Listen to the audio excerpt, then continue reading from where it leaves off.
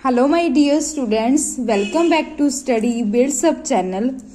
बेटा अज असी स्टार्ट कर रहे हैं क्लास 10th की एक्सरसाइज 4.4 जिसका नेम है क्वाड्रेटिक इक्वेशंस। पंजाबी विच बेटा दो घाती समीकरण। इसका बेटा फर्स्ट पार्ट की पहला स्टेटमेंट देखो की है। हेठां दिते दो घाती समीकरणों के मूलों की प्रकृति का पता लगाओ, जेकर मूल संभव होण तां उन्हां दा पता लगाओ। इसका बेटा मतलब की है, पहला स्टेटमेंट का असीं मतलब समझते हैं, फिर इसे क्वेश्चन स्टार्ट करांगे। इसका मतलब की हुंदा बेटा, कहंदे जिहड़े तुहाडे पास दो घाती समीकरण दित्ती है ना क्वाड्रेटिक इक्वेशन, उन्हां दे मूलां दी प्रकृति पता करनी है। प्रकृति का मतलब की है बेटा, मैं तुहानूं इत्थे शो कीता समझाया है। प्रकृति का मतलब की है कि तुसी डिस्क्रिमिनेंट फॉर्मूला अप्लाई करना। अगर तो डी की वैल्यू 0 आ गई, या फिर डी की वैल्यू 0 तो वड्डी आ गई, या फिर डी की वैल्यू कोई भी नंबर आ गया, जिमें 2 4 6 12 कुछ भी आ गया, दैन तुसी की करना हैगा, एक्स की वैल्यू फाइंड करनी है। अगर समीकरण किस फॉर्म दे विच होवे बेटा, एक्स की फॉर्म दे विच होवे, तां तुसी इसदी वैल्यूज फाइंड करनी आ। लिखिया होया ना उन्हां नाल, कहंदे जे मूल संभव होण तां उन्हां दा पता करियो, मीनस की वैल्यूज फाइंड करनी आ। क्वेश्चन बेटा स्टार्ट कर दे, फिर तुहानूं क्लीयर होगा। देखो बेटा फर्स्ट क्वेश्चन की है, साडे पास दो घाती समीकरण या फिर तुसी बोलो क्वाड्रेटिक इक्वेशन दिती हुई है। की है बेटा, 2x की power 2 minus 3x plus 5 is equals to 0।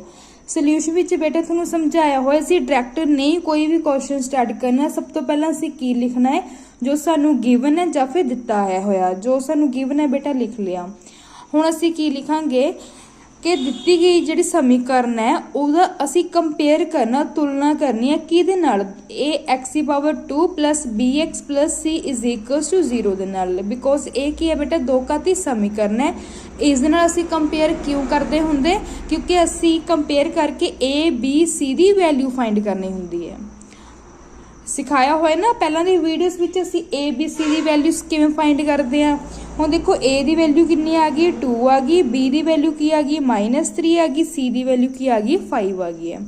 हुण असीं डिस्क्रिमिनेंट मैथड है, जो फॉर्मूला है ना, उहदे एक पार्ट लेना जो अंडरूट दे विच हुंदा। की हुंदा, b² - 4ac।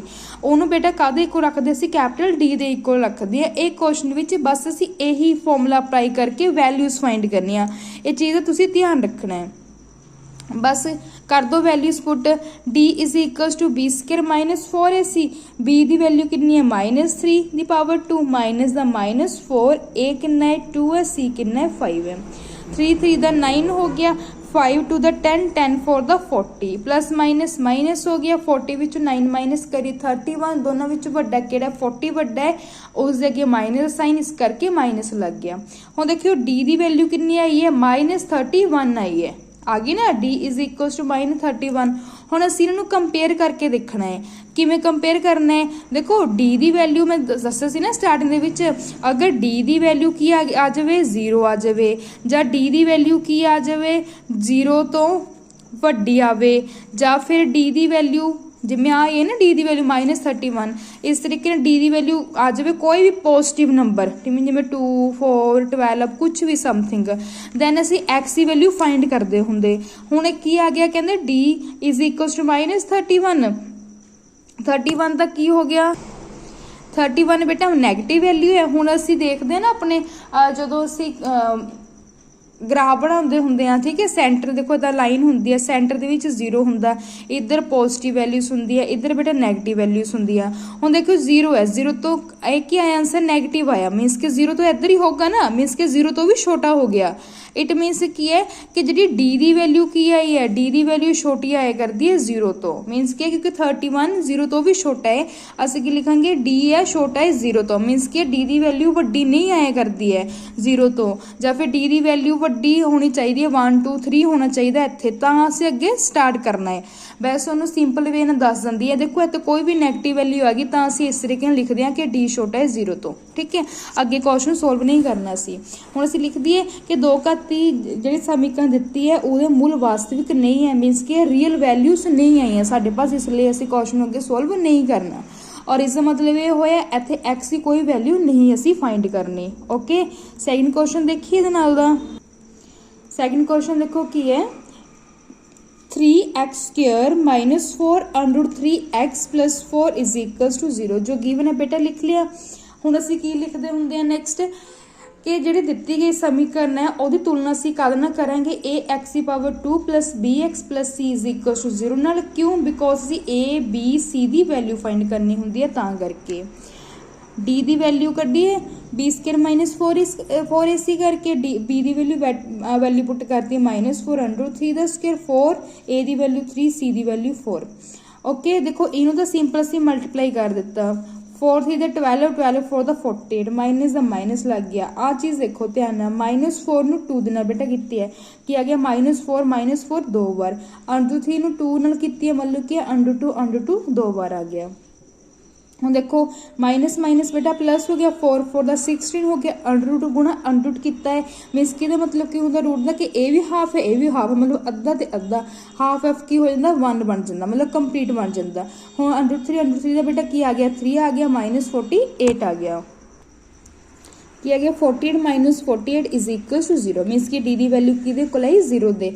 तुहानूं समझाया सी ना स्टार्टिंग में डी की वैल्यू 0 आ जाए डी की वैल्यू 0 तो वड्डी आ जाए मतलब कि 0 तो वड्डी मतलब कि 1 2 3 4 कुछ भी आ जाए जे डी की वैल्यू बराबर आ जाए 2 3 4 कुछ दे आ जाए तो असी एक्स की वैल्यू तक पहुँचते हैं जरूरी। ठीक है, हुण देखो डी की वैल्यू बेटा कितनी आ गई 0 तो असीं की लिखांगे कि दो घाती साडे पास समीकरण है उहदे मूल की है रियल है मतलब कि वास्तविक ते बराबर है। इसके मूल बेटा असीं किवें फाइंड करने हैं? देखो डिस्क्रिमिनेंट मैथड दस्सिया होया ना फॉर्मूला सारे x is equals to minus B under b² minus 4 is upon 2a। Okay, हुण देखो ठीक है डिस्क्रिमिनेंट फॉर्मूला है। देखो b² माइनस 4ac की वैल्यू का मतलब की है d की वैल्यू माइनस b की वैल्यू पुट करते होंगे अपॉन 2a होंगे। देखो d की वैल्यू कितनी आई है साढ़े पास 0 आई है। देखो मैं इतने 0 भर देवां साढ़े पास की बचूगा इतने 0 भर के -b अपॉन 2a बचूगा ना। सो असीं की लिख दिता कि एक्स की वैल्यू फाइंड करने वास्ते सानू सिर्फ काहदे विच वैल्यू पुट करनी पैनी -b upon 2a and -b upon 2a मतलब कि दो असीं मूल लैंदे हुंदे वैल्यूज लैंदे हुंदे आ। देखो जी वैल्यूज पुट कर दो b की वैल्यू कितनी है बेटा -4 अंडर 3 अपॉन 2 a की वैल्यू 3 है माइनस फॉर्मूले वाला लिख दिता है इत्थे भी सेम नाल एज इट इज लिख दिता है। ओके देखो माइनस माइनस प्लस हो गया 4 अंडर 3 अपॉन 3 टू द 6 आ गया इत्थे minus minus plus 4 under 3 upon 3 to the 6 आ गया। सारे पास बेटा एक्स की दो वैल्यूज बनी है। हो गया क्लियर। नेक्स्ट देखो क्वेश्चन नंबर 3 जो गिवन है बेटा लिख लिया इनू कंपेयर कर लिया ए बी सी की वैल्यू फाइंड कर ली पुट करिए वैल्यू डी दे विच देखते हैं डी की वैल्यू कितनी आती है। देखो बी की वैल्यू बेटा -6 पावर 2 लिखता 4 ए सी की वैल्यू 36 24 माइनस करके 12 डी की वैल्यू कितनी आई 12 आई है। इट मीनस कि असीं एक्स की वैल्यू फाइंड करांगे। एक्स की वैल्यू फाइंड करने लिए असीं डिस्क्रिमिनेंट फॉर्मूला अप्लाई करते हैं जो असीं लिख लिया बेटा b² माइनस 4 इसका मतलब क्या है डी है ना जो असीं ऑलरेडी ऊपर फाइंड कर लिया। असीं डायरैक्ट वैल्यू पुट कर देंगे 12 इत्थे इस जगह पे माइनस का यह आ गया बी की वैल्यू बेटा -6 आ गया डी की वैल्यू 12 आई ना अंडर पा दिता क्योंकि इतने रूट सीगा अपॉन 2a। चलो जी 6 का 6 आ गया माइनस माइनस प्लस आ गया प्लस माइनस लिखता अंडर 12 अपॉन 4 रूट 12 का बेटा इतने एल्सियम लिया कि आया 2 6 का 12 इतने 2 ਨੂੰ 6 ने डिवाइड किया 3 3 ਨੂੰ 3 ने डिवाइड किया 1 आ गया 6 प्लस माइनस अंडर 12 का बेटा रूट कितना है 2 अंडर 3। हम देखो इतने 6 है इतने 2 है इन्होंने मैं 2 कॉमन करना है इतने की रह गया 3 प्लस माइनस अंडर 3 अपॉन 4। हम कटिंग कर ली असीं देखो 2 ਨੂੰ 4 नाल 2 1 ਦਾ 2 2 2 ਦਾ 4 मतलब 2 1 2 2 दूनी 4 की आया साढ़े पास उत्ते 3 अंडर 3 प्लस माइनस मीनस के 3 प्लस माइनस अंडर 3 अपॉन 2 मीनस कि एक्स की दो वैल्यू सही है की है बेटा एक प्लस दी एक माइनस दी। बस 3 क्वेश्चन सीगे 3 क्वेश्चन दे विच तुहानू बेसिक मैं दस दिता सीगा। अगर डी की वैल्यू 0 तो बेटा छोटी आ गई है दैन असीं क्वेश्चन सॉल्व नहीं करना जिवें असीं फर्स्ट क्वेश्चन विच देखिया।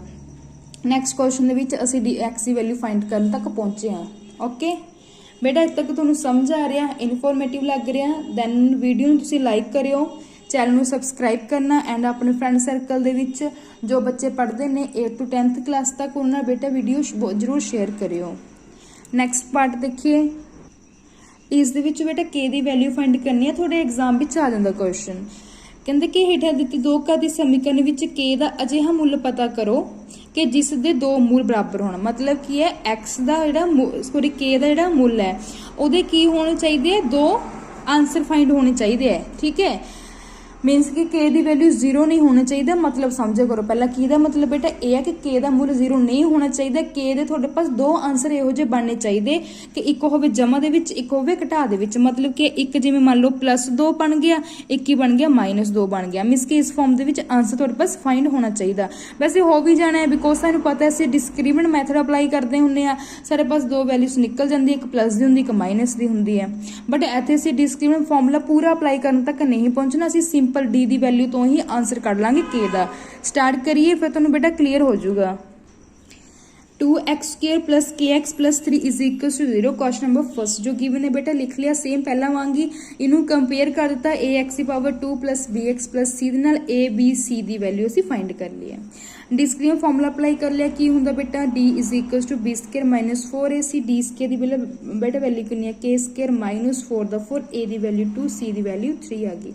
k² 6 to the 3 to the 6 6 4 ਦਾ 24। बस ਇਹਦੇ ਵਿੱਚ बेटा वैल्यू फाइंड करनी, की लिखांगे वैल्यू फाइंड करने तो पहला कि k ਦਾ ਮੁੱਲ ਕੱਢਣ ਵਾਸਤੇ ਸਾਨੂੰ d = 0 ਰੱਖਣਾ ਪੈਣਾ ਹੈ। मीनस कि d = 0 मतलब कि ਜਿਹੜੀ ਦੀ ਵੈਲਿਊ ਆਈ ਹੈ ਉਹ ਵੀ ਅਸੀਂ 0 ਦੇ ਬਰਾਬਰ ਰੱਖ ਲਾਂਗੇ।